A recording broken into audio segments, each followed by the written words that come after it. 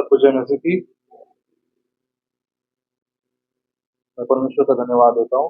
फिर से एक बार परमेश्वर ने मौका दिया उसके वचन को आप सुनने का। और आज के मनन के लिए जो शास्त्र भाग है वो है यूहन्ना रचित सुसमाचार, उसका 12वां अध्याय और 20 से लेकर 36 तक। पूरा नहीं पढ़ेंगे, सबको पता है ये। और इस शास्त्र भाग लेने का एक बहुत ही जो कारण है, रीजन है, वो है कि ये क्रूस के बारे में बताता है। तो आज का जो शीर्षक है, जो टाइटल है, वो है मैग्नेटिज्म ऑफ द क्रॉस। क्रूस का आकर्षण या चुंबकत्व, हिंदी में प्रॉपर हिंदी जो है वो है क्रूस का आकर्षण, मैग्नेटिज्म ऑफ द क्रॉस, है ना। मैग्नेट मतलब सबको पता है मैग्नेट क्या होता है, क्या करता है। एक ऐसी शक्ति होती है उसमें, अदृश्य शक्ति, जो खींचती है अपनी तरफ। इसी प्रकार से ये जो क्रूस है, इसमें भी एक अदृश्य शक्ति है जो सबको खींच लाती है। वो ये नहीं देखती कि आप कहाँ से आए, किस देश से आए हो, किस जाति से आए, सबके लिए है। पर उसमें जाने से पहले दो तीन चीजों को मैं बताना चाहूंगा। यूहन्ना जो है यीशु मसीह का बहुत ही प्रिय चेला है, खास चेला है। यीशु मसीह ने उसको कहा बिलव। बिलव मतलब प्रिय, है ना। प्रिय शब्द कितना सही है। यीशु मसीह अगर आपको बोल रहा है हे मेरे प्रिय, कितना धन्यता होगी, है ना। हम पति पत्नी के लिए कहते हैं, है ना, बच्चों के लिए कहते हैं, लेकिन अगर यीशु मसीह आपको कह रहा है कि यूहन्ना बहुत खास है। तीन चेले बड़े, है ना, यीशु मसीह के नजदीक वाले थे। कौन से थे? पतरस, याकूब और यूहन्ना। अब यूहन्ना के बारे में बताता हूँ। ये जो यूहन्ना रचित सुसमाचार है, सबसे आखिरी में लिखा गया सुसमाचार है। पहले तीन सुसमाचार जो है, मत्ती, मरकुस और लूक, पहले ही लिखे गए थे और यूहन्ना ने इसको पढ़ लिया था। अब ये जो इंफॉर्मेशन मैं आपको दे रहा हूँ, ये प्रभु के बड़े दास है विलियम बार्कले, उन्होंने रिसर्च करी है। तो ये सरमन का क्रेडिट भी उन्हीं को है, ठीक है। मेरे मन की बात नहीं बताता, है ना। पढ़ाई जो करते हैं ना, और ये सारी मैन्युस्क्रिप्ट जो होती है वो मिली उसके बाद में ये बताया गया। अब यूहन्ना जो है, क्या होता है कि तब प्रोसिक्यूशन बहुत जोरों पर रहता है उस समय में, जब यीशु मसीह का रिजरेक्शन हुआ। और जब सबको पता है पेंटेकोस्ट के दिन पवित्र आत्मा उतर आया, उसके बाद उसके बाद जो मिनिस्ट्री हुई है, सेवकाई हुई है चेलों की, चेलों द्वारा, बहुत ही अद्भुत थी। इससे पूरा देश हिल गया था उस समय। आप कभी पढ़िएगा हिस्ट्री चेलों की, कैसी कैसी मौत आई है उनके। किसी को क्रूज पे उल्टा लटका के, जो तार होता है ना, डांबर, गरम गरम डाल दिया। ये उन्होंने कहा है किसके लिए? सिर्फ यीशु मसीह। हमको तो सब कुछ फ्री में मिला, कुछ नहीं कर रहे हम बैठे। मैं यूहन्ना के बारे में इसलिए बता रहा हूँ, आपको पता होना चाहिए। उसको जब वो सेवकाई कर रहा था तो उसको खौलते हुए तेल में डाल दिया। अब क्या होगा? कुछ भी नहीं होता। अब इसके बाद तो तालियां मत बजाइएगा, सुनिएगा, बहुत जरूरी है। तो ताली बजाने से पास्टर साहब भी कहते हैं कि महत्व कम हो जाता है। मत बजाइए, पूरी सरमन तक मत बजाइए, तो सिर्फ सुनिए। और जो ऑनलाइन भी देख रहे हैं सबको बता रहा हूँ ये चीज। जब इससे संतुष्ट नहीं हुए रोमन, तो यूहन्ना को पैटमोस जो आइलैंड है, क्या हिंदी में क्या कहते हैं उसको, द्वीप, उस पर भेज दिया। ये द्वीप ऐसा था कि वहां पे कोई मनुष्य जिंदा नहीं रह सकता। कहते हैं ना, अगर पनिशमेंट देनी किसी को तो वहां भेजो, जहां भेजा जाता है यूहन्ना को। और यहीं पर यूहन्ना को मिलता है प्रकाश। रेवोल्यूशन प्रकाशित वाक्य यहीं पर मिलता है। और उसको कहा जाता है कि सारी बातों को लिख ले, और वो एक एक चीज को लिखते जाता है। जब इसके बाद में, और ये कहते हैं प्रकाशित वाक्य उसने AD 90 to 96 के बीच में लिखा गया है। और इसके बाद फिर यूहन्ना को लगा कि प्रकाशन तो मिल गया, लेकिन यीशु मसीह के बारे में भी लिखना बहुत जरूरी है। जबकि वो पढ़ चुका था, तीनों तीनों गॉस्पेल्स पढ़ चुका था, क्योंकि पर्चे पढ़ चुके थे जिन्होंने लिखा। तो यूहन्ना लिखता है आफ्टर 100 AD, 100 के बाद में वो लिखा गया 125 AD के पहले। कि जो मैन्युस्क्रिप्ट्स मिले हैं उस समय में जो जो पेपर इस्तेमाल किया जाता था, पपायरस का था वो, उस जमाने का वो मिला था। तो वो कहते हैं कि 100 से 125 के बीच में लिखा गया।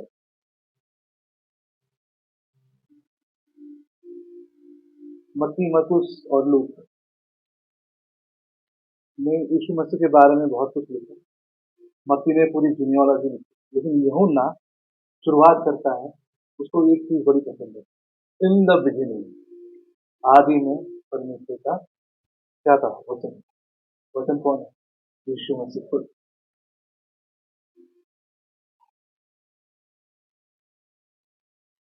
अब आइए चलते हैं हमारे अध्याय की तरफ। आपको मैं थोड़ा सा बैकग्राउंड देना चाहता था कि पता होना चाहिए आपको। कई लोगों के लिए किसी को पता होगा, किसी को नहीं पता होगा। मैं चाहता हूँ कि सबको पता चले। यूहन्ना बहुत प्रिय, और सेवकाई भी उसकी वैसे ही थी।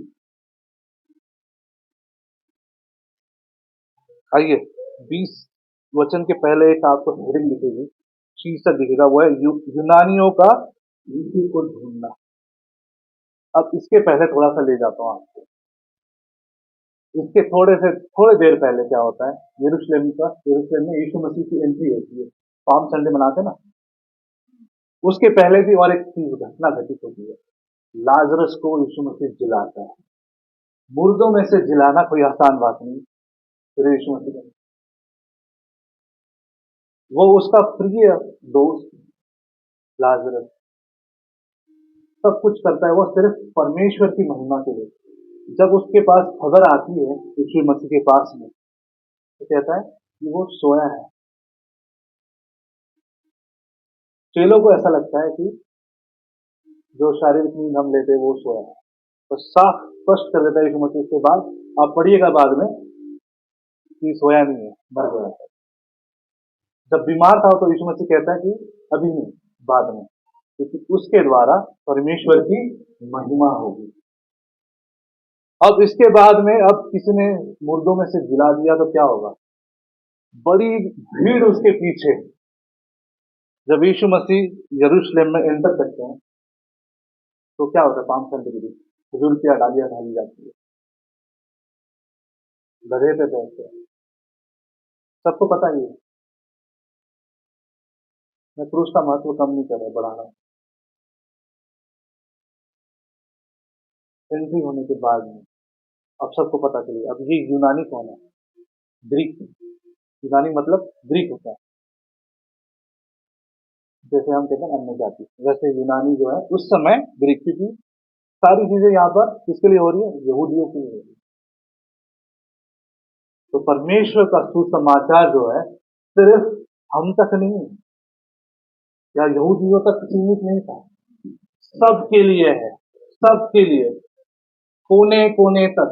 आप अगर इस चीज को यहाँ पर आगे देखोगे, अब आपको एक और चीज बताओ कि जो लोग उस पर्व में आराधना करने आए थे उनमें से कुछ यूनानी थे, ये भी आए। और ये कौन सा पर्व है? फसह का पर्व, पास ओवर।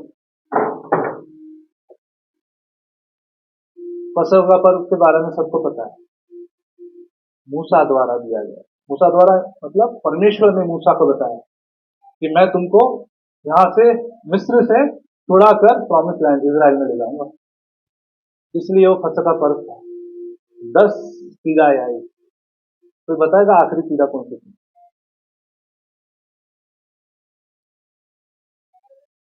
पहलौठों की मूर्ति। इसके पहले परमेश्वर राजा को, फिरौन के राजा को एक चेतावनी देता है, अगर अभी भी तू नहीं माना तो पहलों की मृत्यु होगी।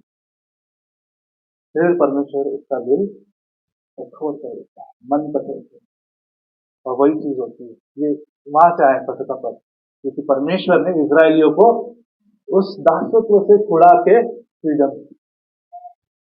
लेकिन उसमें भी इजरायली कुड़कुड़ाते थे कि हमको क्यों छुड़ा के ले जाए, वही ठीक थे हम। हाँ, 2 वक्त की रोटी तो मिलती, हम भी यही करते हैं। हमको फ्रीडम नहीं चाहिए, हम दासत्व में जीना चाहते हैं। इस वचन में हम देखते हैं कि यहाँ पर क्या होता है, कुछ लोग आते हैं, किसके पास आते हैं, फिलिप्पुस के पास, तो कहते हैं श्रीमान हम यीशु से भेंट करना चाहते हैं। अब फिलिप जो नाम है वो ग्रीक नाम है, तो होता है ना कभी कभी हमको लगता है कि अगर कुछ काम है हमारा और जान पहचान वाला नहीं भी रहा, क्या ये गांव से है क्या, दिल्ली चले गए आप कुछ काम से, उत्तराखंड का कोई मिल गया, तो होता है ना, अच्छा ये चीज, तो वो क्या करते, इसलिए फिलिप उसके पास जाते, ये एक अजम्पशन हो सकती है, पर फिलिप ग्रीक नेम है, याद रखिएगा, इसीलिए वो उसके पास जाते। ये भी हो सकता है कि कोई दूसरा चेला नहीं मिला, फिलिप ही मिला, दोनों कारण हो सकते हैं, पर जहां तक के लगता है ये सही है, हमारा सोच, हमारी जो विचार, मनुष्य की विचार करने की शक्ति ऐसी है। और उसके पास आकर कहते हैं कि हम यीशु से देखना है, इंग्लिश में लिखा सर श्रीमान, we want to meet Jesus, यीशु से मिलना। इससे क्या साबित है, इससे एक चीज पता चलती है, परमेश्वर की, यीशु मसीह की क्रूस की सार्वभौमिकता, क्रूस की सार्वभौमिकता सिर्फ हमारे लिए नहीं है, सबके लिए, चाहे देश, कोई भी देश का क्यों ना, कोई भी राष्ट्र का क्यों ना, कोई भी जाति का क्यों ना, काला गोरा डजंट मैटर। कई बार हम भेदभाव करते हैं, अमीर गरीब, किसी को खाना खिलाना हो तो क्या करते हैं, क्या दिखाते हैं न्यूज पर अपने में, कोई बड़ा व्यक्ति है तो ये बैठिए, अगर गरीब है तो देते हैं वही न्यूज। यीशु मसीह सबके लिए आया, कोई ऊंचा कोई नीचा, छोटा बड़ा कोई, ये क्रूस सबके लिए,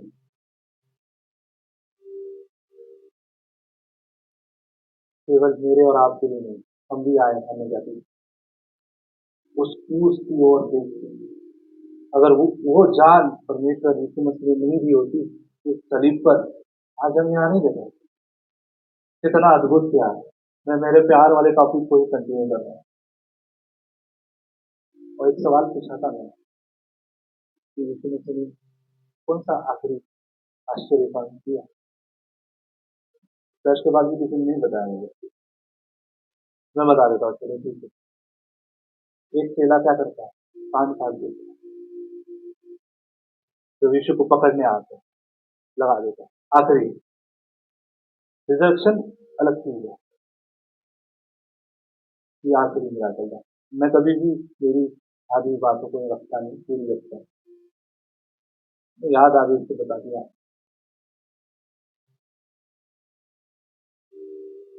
जो सवाल पूछता घर जाके पढ़ते नहीं है, हम बहुत व्यस्त हैं, परमेश्वर के लिए समय नहीं है, वचन पढ़ने के लिए समय नहीं, आप घर जाके ढूंढिए तो सही, क्या सही बता रहा हूँ, पढ़िए वचन। इसलिए अंधभक्ति बढ़ती जा रही है हमारे बीच में। कोई भी पादरी आके खड़ा हो जाता है, कुछ भी बताता है, सुन लेके चले जाते। आप पढ़िए वचन को, वचन में लिखा है क्या, कुछ चीजें आपको हमको पता नहीं होती है, तो समझने के लिए थोड़ी सी पढ़ाई करनी पड़ती है।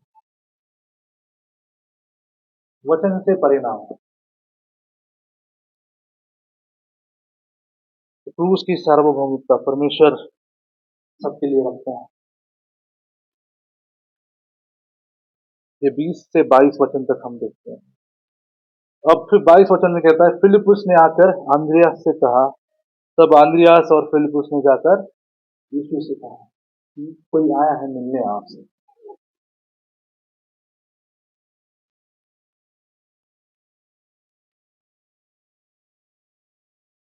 क्रूस को देखकर हमें अपनी दृष्टि में परिवर्तन लाने की जरूरत है और दूसरों के प्रति अपना दृष्टिकोण जो है, मैं पिछली बार भी बताया था आपको, बदलाव की जरूरत है। हमारे नजरिए को बदलने की जरूरत है एक दूसरे के प्रति। ना वर्षिप में सुना था वैसे भी आश्रम ना दे कुछ बातें।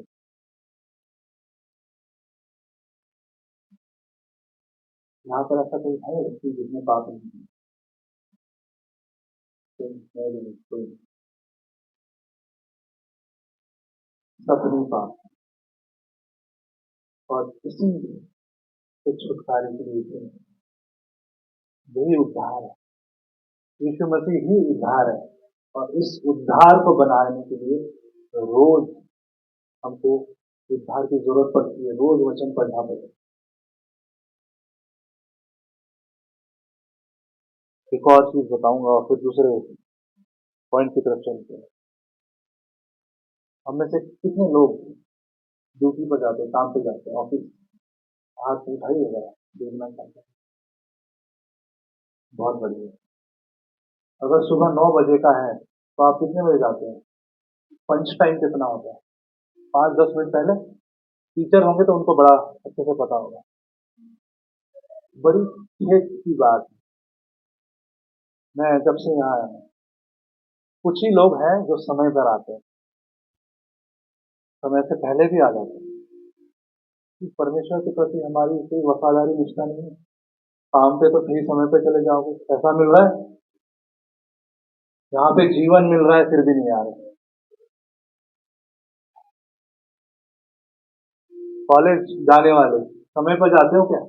है कॉलेज का तो छोड़ दो, स्कूल वाले तो जाते हैं, कॉलेज में तो जाते ही नहीं है। ट्यूशन क्लास तो बराबर जाएंगे सही समय पे, सबके सब है। लेकिन चर्च में आने के लिए कुछ काम आ गए, बिल्कुल संडे को काम निकलते हैं सबके। एक ही दिन दिया है परमेश्वर ने, सब मिलके आराधना करें। उसमें भी उसको बोलते हैं चोरी, टाइप चोरी करते हैं ना, वैसे ये परमेश्वर की समय की चोरी होगी। कई लोग बड़े दूर से भी आते हैं, समय पर आ जाते हैं, लेकिन यहीं के ये पास वाले ही नहीं आते।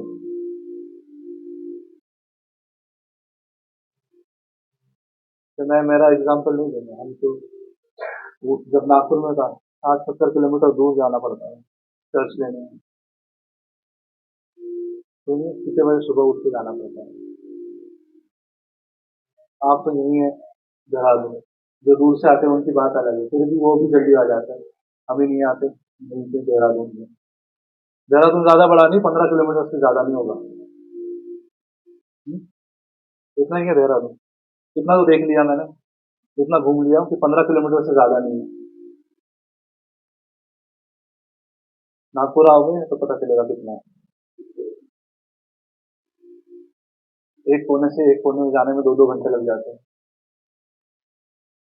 और ये मेरे हिसाब से सेंटर प्लेस है, सब कुछ पास है सारी, फिर भी नहीं आ रहे। चलिए आगे बढ़ते हैं। खैर, ये आपके ऊपर है, परमेश्वर को समय देना है नहीं देना है। मैंने मेरा काम कर दिया, बता दिया। आप सुनिए मत सुनिए, हिसाब उसको देना है, मुझे नहीं देना। वचन 23 से लेकर 28 तक हम देखते हैं क्रूस की महिमा, the glory of the cross. वचन 23 देखेंगे, 23 पढ़ेंगे। इस पर यीशु ने उनसे कहा, वो समय आ गया है कि मनुष्य के पुत्र की महिमा हो। अगर आप देखोगे, यूहन्ना बताता है और बाकी भी मत्ती मरकुस लिखते हैं, कई बार यीशु मसीह कहता है अभी समय नहीं आया, अभी समय नहीं आया। आश्चर्य कर्म करता है, फिर भी कहता है अभी समय नहीं आया। लेकिन अब कहता है कि समय आ गया है कि मनुष्य के पुत्र की महिमा हो, और इसी के द्वारा परमेश्वर की भी महिमा होगी, और हुई है। हालेलुया।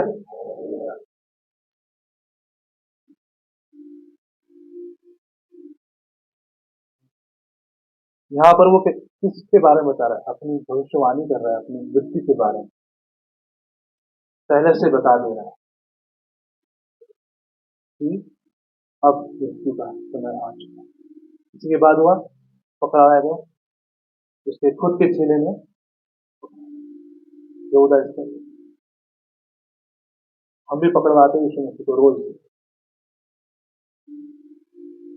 हमारे कार्यों द्वारा जो हम करते हैं उससे।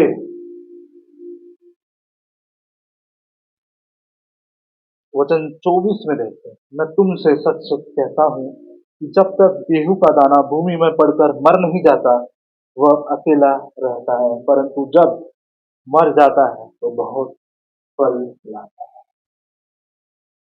आसान सा एग्जाम्पल है, सबको पता है ना? सिर्फ गेहूं का नहीं, कोई भी दाना जब तक जमीन में नहीं जाएगा, मरेगा नहीं, तब तक फल नहीं आएगा। भविष्यवाणी कि मैं तुम्हारे लिए उस क्रूस पे अपनी जान, तुम्हारे पापों के लिए।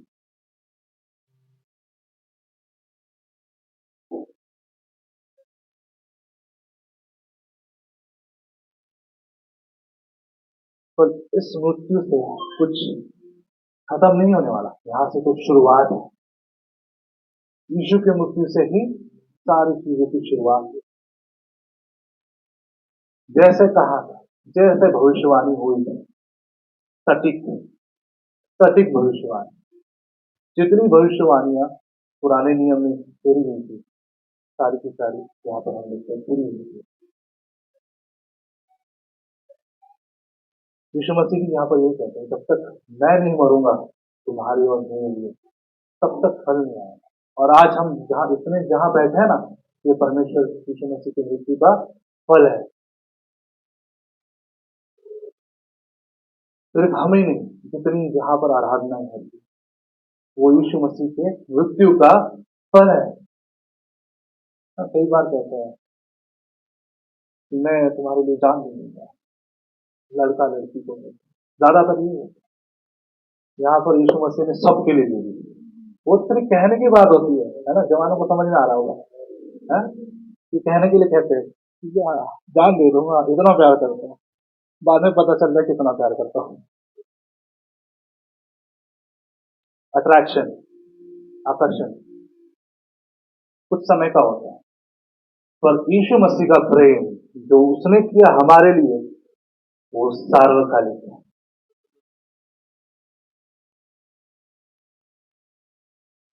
सार्वकालिक जीवन। यूहन्ना 11वां अध्याय में जाएंगे और वचन 4 पढ़िए, कोई पढ़ दे।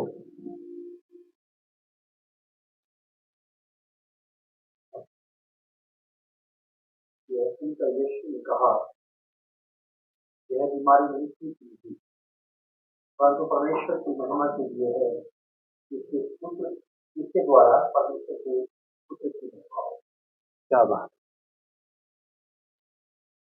लाजरस की जब मृत्यु नहीं पड़ा, लाजर की मृत्यु के बारे में, यह बीमारी मृत्यु की नहीं परंतु परमेश्वर की महिमा के लिए है, कि उसके द्वारा परमेश्वर की पुत्र की महिमा हो। यहाँ पर ये बात कहता है। और जब हम यहाँ पर आते हैं तो परमेश्वर के पुत्र के द्वारा परमेश्वर की महिमा होती है। हालेलुया! देखिए दोनों बातें, परमेश्वर द्वारा परमेश्वर के पुत्र की, और यहाँ पर कहते हैं परमेश्वर के पुत्र के द्वारा परमेश्वर की महिमा, क्रूस की महिमा। अगर क्रूस नहीं होता तो आज हम यहाँ उपस्थित नहीं। तीसरी बात, क्रूस का आकर्षण। वचन 31 और से लेकर 33 तक, 12वां अध्याय वचन 31 से लेकर 33 को खोल के रखिएगा। अब इस संसार का न्याय होता है, अब इस संसार का सरदार निकाल दिया जाएगा, और मैं यदि पृथ्वी पर से ऊंचे पर चढ़ाया जाऊंगा तो सबको अपने पास खींचूंगा। जिसे मैग्नेटिज्म, आकर्षण, खींच रहा है, मैं ऊपर जाऊंगा तो सबको खींचूंगा। और यहाँ जो वचन 31 में लिखा है, अब इस संसार का न्याय होता है, अब इस संसार का सरदार निकाला है। कौन है सरदार? शैतान, है ना। जब यीशु मसीह की मृत्यु हुई, क्या हुआ? यीशु मसीह का प्रेम, बलिदान और विजय, ये तीन बातों को देखी। जिस वक्त यीशु मसीह ने अपनी जान ले ली, सबको लगा सब कुछ खत्म हुआ। नहीं, वहां से शुरुआत, वहां से हमारी जिंदगी की शुरुआत। तो उस बलिदान को व्यर्थ ना जाने दें जो यीशु मसीह ने हमारे लिए दिया। ये आपके लिए रिमाइंडर है, फिर से एक बार हल्के में ले लेते हैं। इन दिनों में मैं एक सीरीज देख रहा हूँ, वेब सीरीज, ऐसे वैसे नहीं, यीशु मसीह। और जब उसको मैं देख रहा हूँ, जो आश्चर्य क्रम हम ऐसे पढ़ते हैं ना, वो कभी कभी हमको हल्के में लगते हैं। और जब आप देखते हो ना, मैं बता रहा हूँ, ऐसे लगता है ना, क्या बात है, ऐसा लगता है कि एकदम सामने है। लहू बहने वाली स्त्री को जब चंगाई मिली, लहू ऐसे बहता रहा, बहते रहे कुछ कुछ समय। और उस समय तो इतने स्ट्रिक्ट लॉज थे, 613, कितने, 613। हम तो 10 का 5 भी नहीं करते।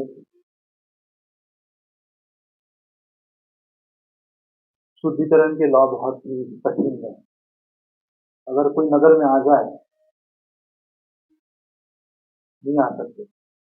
महिलाओं के लिए भी कठिन है, सबके लिए कठिन है। लेकिन यीशु मसीह ने सब कुछ आसान बना दिया। उसका विश्वास देखिए उस स्त्री का। वो कहती है, सिर्फ उसके क्या कहते हैं, वस्त्र को छू दे तो मैं चंगी हो जाए। वस्त्र के विश्वास, क्या गहराई, क्या बेहतरीन विश्वास, मजबूत। और मैं गवाहियां सुनता हूँ, बड़ी अच्छी बात, अच्छा लगता है कि आपका विश्वास कितना मजबूत है।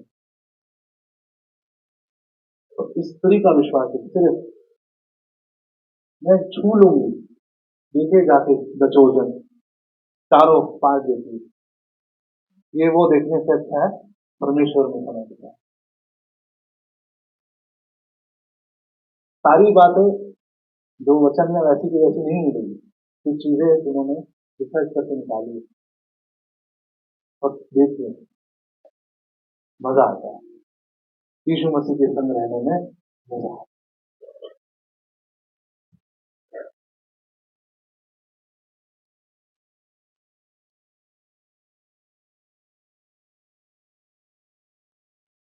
और ये जो यीशु मसीह की शक्ति है, ये यीशु मसीह की शक्ति क्रूस पर जब यीशु मसीह मर जाता है तो क्या होगा? तब जितनी मिलती, विजय मिलता है। और संत उस समय में यीशु मसीह ने शैतान को अपने पास, यही शैतान है जो परीक्षा लेने पहुंच जाता है। कहां से परीक्षा लेता है? वचन, वचन से परीक्षा लेता है। तो सोचिए, आपसे ज्यादा उसको पता है वचन। वचन पता होने से नहीं होता साहब, उसको जीना पड़ता है। चाहे आपको पूरी बाइबल याद हो, पर उसको अगर आप अपने जीवन में नहीं लाते हो ना, अमल नहीं करते, लाभ नहीं है। यीशु मसीह आखिरी में कहेंगे, मैं तुझे नहीं जानता। क्या क्या करेगा, अरे क्या हो गया? आप किसी को बहुत सालों से जानते हैं, वो कहीं डीएम बन जाता है, कलेक्टर बन जाता है, और आप मिलने चले जाते हैं। वो कहता है, भाई मैं तो तुझे नहीं जानता, कौन है भाई? कैसा लगेगा? अब आप यीशु मसीह को रोज पढ़ रहे हो, प्रार्थना कर रहे हो, आराधना कर रहे हो, सब कुछ कर रहे हो, वचन नहीं है जीवन में। और यीशु मसीह फिर कहेगा आखिर में, सुनो, मैं तुमको नहीं जानता। तो इस कैटेगरी में हम आज भी, वचन तो सब पता है, अमल भी नहीं लाते। और कुछ लोग ऐसे हैं वचन ही पता नहीं, ये भी खतरनाक है। तो जब परीक्षा ली गई तब यीशु मसीह ने वचन से ही जवाब दिया,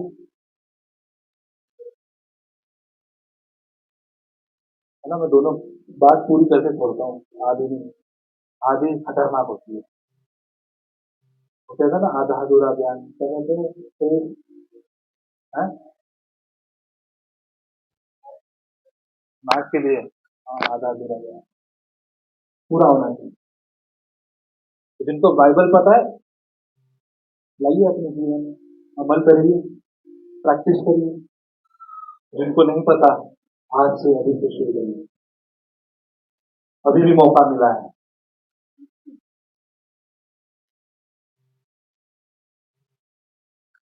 उस क्रूस में इतनी शक्ति थी।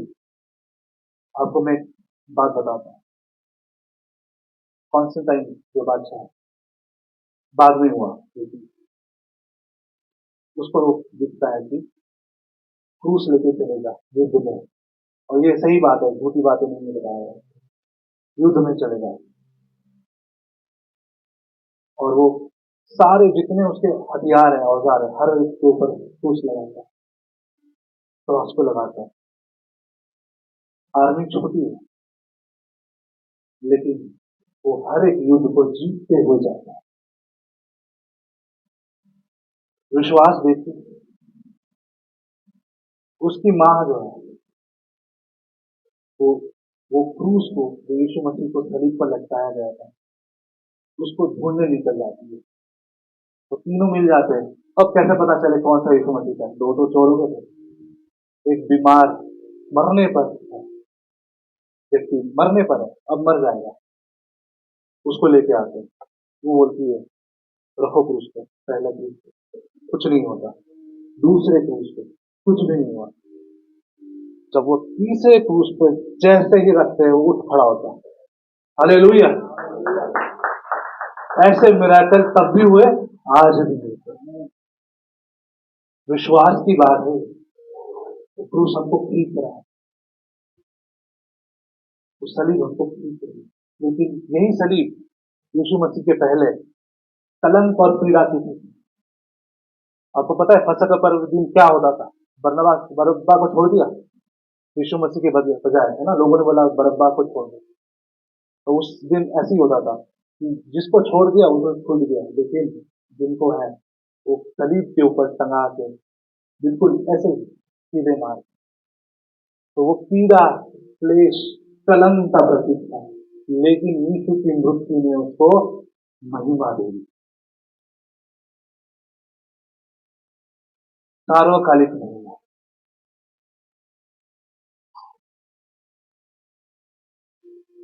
जैसा यीशु ने वादा किया था कि वह सभी लोगों को अपनी ओर आकर्षित करेंगे, खींचेंगे, लिखा है ना वचन में। और मैं यदि पृथ्वी पर से ऊंचे पर चढ़ाया जाऊंगा तो सबको अपने पास खींचूंगा, आकर्षित करेंगे। आज भी अट्रैक्शन है, मैग्नेटिज्म, ये वर्ड को यूज करूंगा मैं। हिंदी में आकर्षण है, इंग्लिश में मैग्नेटिज्म, बहुत पावरफुल शब्द है। किसी को खींचना आसान नहीं है। आप 100 लोगों को सुसमाचार सुनाओ, शायद एक ही आए, पर सुसमाचार तो सबके लिए है।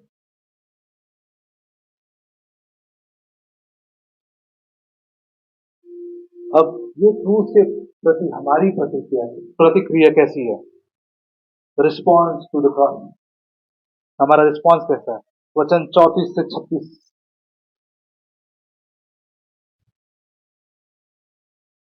इस पर लोगों ने उससे कहा, हमने व्यवस्था की यह बात सुनी है कि मसीह सर्वदा रहेगा, फिर तू क्यों कहता है कि मनुष्य के पुत्र को ऊंचे पर चढ़ाया जाना अवश्य है?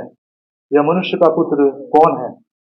यीशु ने उनसे कहा, ज्योति अब थोड़ी देर तक तुम्हारे बीच में है, जब तक ज्योति तुम्हारे साथ है तब तक चले तब तक चले चलो।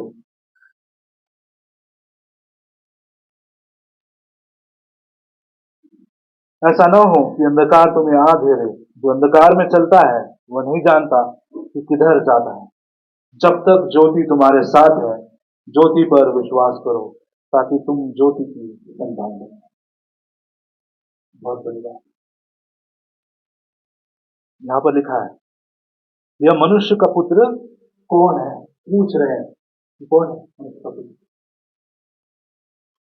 आपको ले जाता हूँ पुराने नियम में, जो भविष्यवाणी दानियल ने की थी, 7वां अध्याय 13 और 14 को। यही वो मनुष्य का पुत्र है।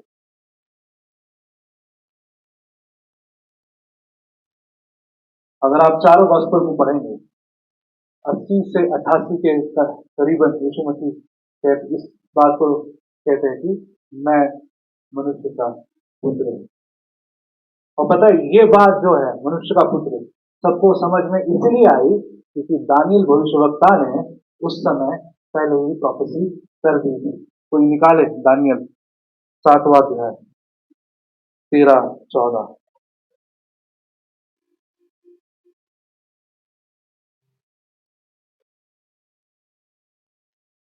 करिए। मैंने रात में स्वप्न देखा, और देखो मनुष्य के संतान का कोई आकाश के पास में आ रहा था, और वह उस अपनी प्राचीन के पास पहुंचा और उसको ले उसके समीप लाए।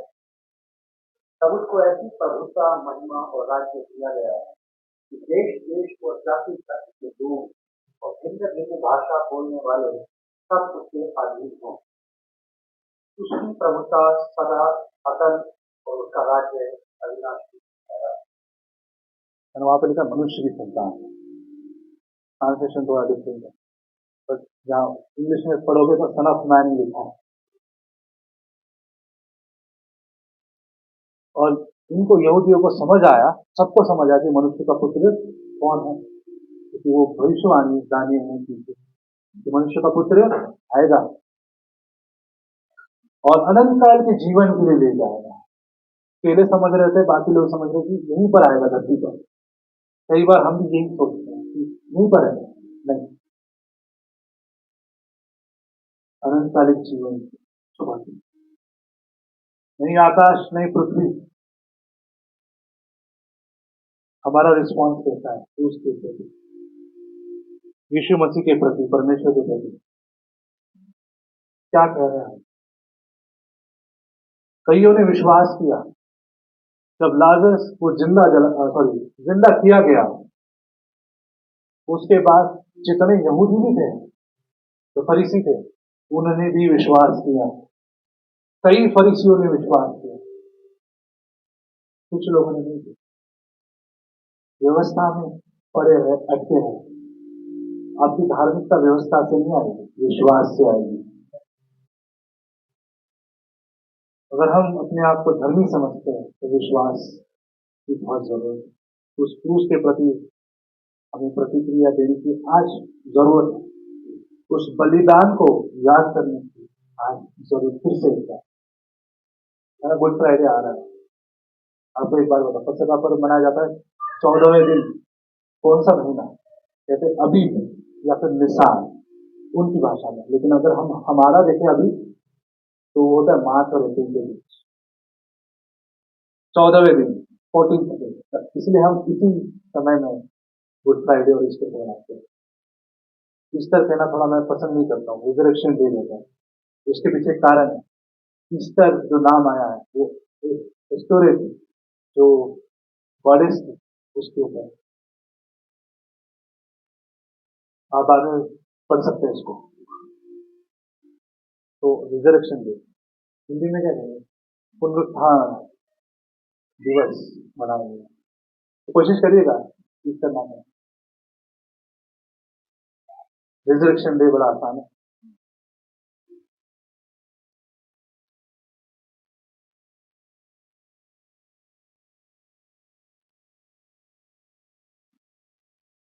राशन अप्लाई कर देंगे, उस तकलीफ को सब में देखा। मूवी जब देखते समझ आता है कि कितनी तकलीफ, उससे कई गुना तकलीफ सिर्फ हमारे लिए, यीशु मसीह के लिए कुछ नहीं कहा, वो बलिदान दे दिया सिर्फ आपको और मेरे लिए। क्या प्रतिक्रिया हम दे रहे हैं? कैसा रिस्पॉन्स है हमारा परमेश्वर के प्रति। सबके लिए यीशु मसीह ने इंसान है, सिर्फ हमारे लिए नहीं। आज जरूरत है हमें इस रिस्पॉन्स को देने की, प्रतिक्रिया को देने की। चुप ना रहे, स्वीकार करें। आज एक फिर से रिमाइंडर कॉल हमको मिल रहा है उस क्रूस के, यीशु मसीह के बारे में, परमेश्वर के बारे में। ऐसा प्यार कोई नहीं कर सकता, कोई नहीं कर सकता।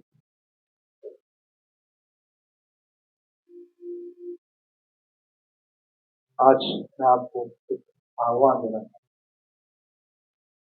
क्रूस का अनुसरण करने का आह्वान। क्रूस के पीछे चलिए, अपना क्रूस उठाओ। क्रूस उठाना यानी अपने जीवन को परमेश्वर के और नजदीक ले जाना, एक कदम और नजदीक। जरूरत है आज सबको, हम सबको जो सुन रहे हैं, हमारी प्रतिक्रिया देने। आपको मैंने एक आह्वान दिया है, पता नहीं कितने लोग इस आह्वान को स्वीकार करें।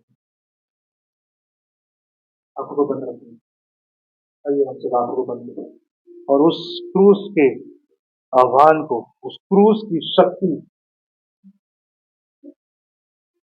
उस क्रूस की शक्ति को हम महसूस करें।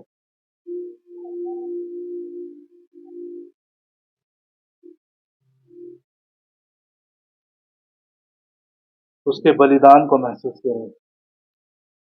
यशायाह 53 अध्याय, अगर आप घर जाके पढ़िएगा इसको, वहां पर साफ शब्दों में लिखा है, जो ताड़ना भविष्यवाणी की है यीशु मसीह के बारे में कि हम, वो कुचला गया, मारा गया,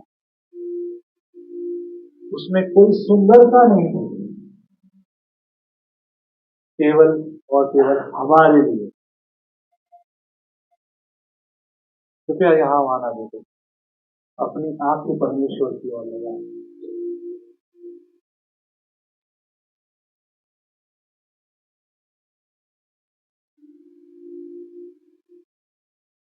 घर जाके पढ़िएगा ये आपको 53 अध्याय के पूरे। इतने जुल्म और सितम यीशु मसीह ने हमारे लिए किए, क्या हम वो प्रतिक्रिया दे रहे हैं? क्या उस क्रूस को हम फॉलो करेंगे? क्या हम क्रूस के पीछे चलेंगे? क्या यीशु मसीह के पीछे चलेंगे? बुला रहा है फिर से एक बार, यीशु मसीह को बुला रहा है आज फिर से। क्रूस की शक्ति के लिए परमेश्वर का धन्यवाद। अगर वो नहीं आता तो शायद हम आज यहाँ खड़े नहीं होते, बैठे नहीं होते।